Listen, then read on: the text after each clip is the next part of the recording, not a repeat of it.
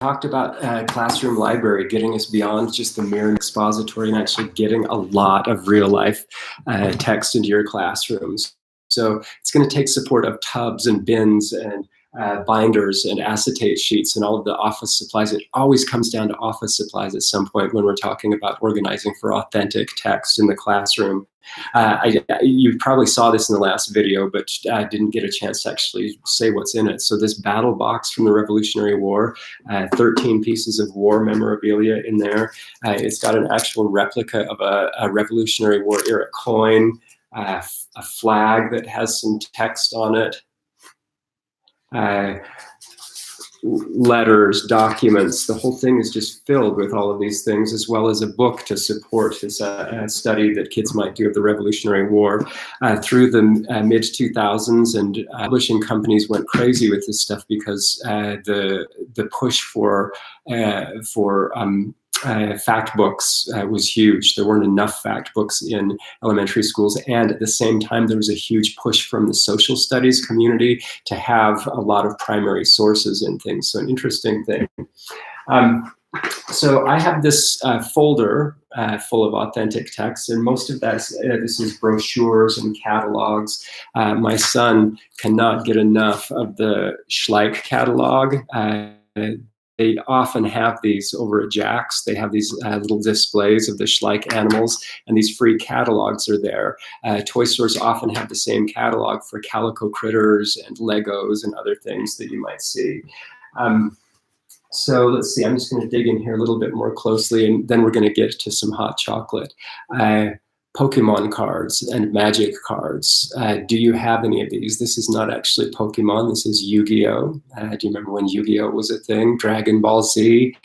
These are all things that kind of make their way back over time. And some of these are easy to get a hold of because if the game is kind of out of fashion, you can sometimes get the cards on eBay in huge boxes that you can bring into your classroom. I remember one of the biggest mistakes I ever saw was that there was a fist fight that broke out at recess over a Pokemon trade that had happened, and the principal banned all Pokemon cards from the building, not realizing that this was the authentic type of text that kids were actually reading in the real world.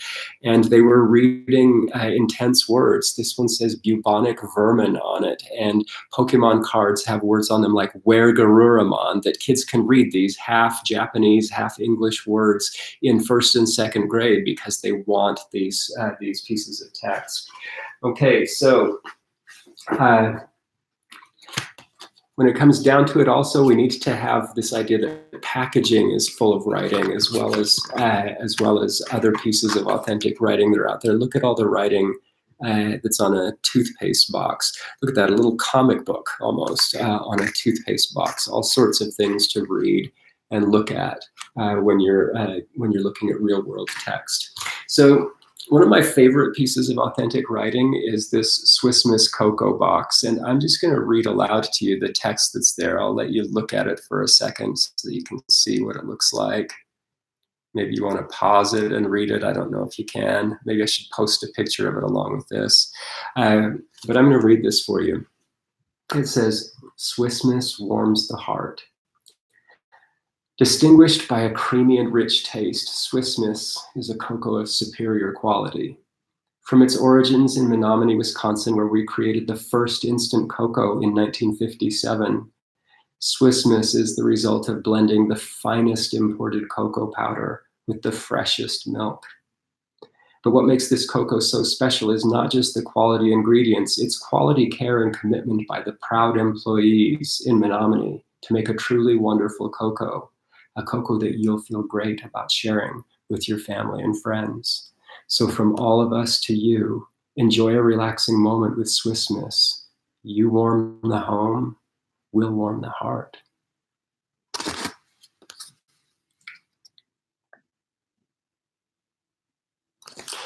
So the thing that I love about this is that it's such a great example of persuasive writing that's full of lies, full of persuasion that is twisting things around to suit their purpose, which is that they want you to feel like, they don't want you to just feel like this is good chocolate, they want you to feel like if you drink this hot chocolate, you're a good person. And they want you to feel like we are good people. So there's all sorts of writing in here that is persuasive, and the persuasion isn't about hot chocolate. It's about, are we good? Are we important people? Are we together? Are we happy? So they're not just trying to sell us hot chocolate. So one of the first things that I like to point out in here is that it says a cocoa of superior quality. And I don't know, maybe in 1957 that was easy to sell to people. But when I look for cocoa of superior quality, I can go to all sorts of places and buy Ghirardelli and Valeron chocolate that is amazing. And when I compare that to something like Swiss Miss, it just doesn't even hold a candle in terms of the question of superior quality. So just putting that out there, that idea that we say it's of superior quality, but anybody who knows anything about hot chocolate knows that that's just probably not the case, okay? Origins in Menominee, Wisconsin. So they're really selling us on the idea of a place in America, and we created the first instant cocoa in 1957. A historical fact. Is it true? Can you check up on it? Might be true. If so, are we expecting superior quality from all of the foods that the United States put out in 1957? Twinkies? Think about it. Okay, go a little bit further. Swiss Miss is the result of blending the finest imported cocoa powder with the freshest milk. Now stop and think about that for a second. Your packet of Swiss Miss cocoa, is it full of fresh milk? No, it's powdered milk, for heaven's sake. So the finest cocoa powder, and are you expecting there to be like Valeron cocoa powder in here, the best cocoa powder you can possibly get? No, I've talked about this with kids before, and they've told me that they think that finest might actually mean finely ground cocoa powder. So maybe they're lying, and maybe they're just using words that can be twisted a couple of different ways. But what makes this cocoa so special is not just the quality ingredients. So that's where they take us away from the cocoa itself, but it's quality care and commitment by proud employees in Menominee to make a truly wonderful cocoa. Again, selling us on this idea that we're going to be good if we drink this cocoa by supporting people in Wisconsin. A cocoa you'll feel great about sharing with your family and friends. So you warm the home, we'll warm the heart. So a great example of persuasive writing. So do you have food packaging or other packaging where you've got these clear samples of writing on it that can show you this is somebody real? There was somebody at this factory who either hired an ad agency to write this copy for them, or someone at the place actually wrote it. Not likely that it actually happened at the Swiss Miss factory, because if you look closely at the package, you'll find that Swiss Miss is owned by ConAgra, one of the biggest food conglomerates in the country.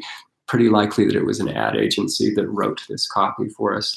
Like the other types of text that I showed you before, there are a lot of places to read on this. So you've got this that was clearly written for you to read. You've got the side of the box that has instructions and visuals there for you, and nutritional facts on the other side. It's really fun to read ingredients lists with kids so that they can talk about what is actually in these foods and how to break down some of those multiple syllable words. And of course, the cover has a lot of different spots with text on it, including the flaps where you've got other different areas to read. Sorry, that's upside down. So, do you have hot cocoa boxes in your classroom? Hot cocoa boxes and Pokemon cards. Do you have those? When we start studying what it takes to write a good cocoa box, when we start studying what it takes to write the text that goes onto a Yu-Gi-Oh card, we start to figure out that there are ways that things are done. So the types of mentor texts that we want to have to support lifelong and year-long writing need to be the kinds of texts that kids are actually interested in engaging with. So I'm just going to toss you out an idea, and we may practice this one together. What would happen if you tried to take one of these game cards and combine it with a cereal box? So cereal boxes, especially the sugar cereals, are often based on cartoon characters. So what would happen if we tried to make a Rice Krispie treat if we tried to make a Rice Krispies game card? That would be a Rice Krispie treat, wouldn't it? Think about it. Snap, Crackle, and Pop. What would the game cards look like for Snap, Crackle, and Pop? What would the game card look like for Tony the Tiger? What would the game card look like for Lucky the Leprechaun? The rabbit from Trix, Count Chocula, all of these cereals that are out there with these cartoon characters. So I think I'm going to encourage us to practice together some writing, and we're going to do that kind of a mashup approach to writing, where we're going to take some text from one area, some text from another area, and learn what it's like to write and support those things. So we're going to be thinking about cereal boxes and game cards for a little bit. All right, I'll talk to you soon.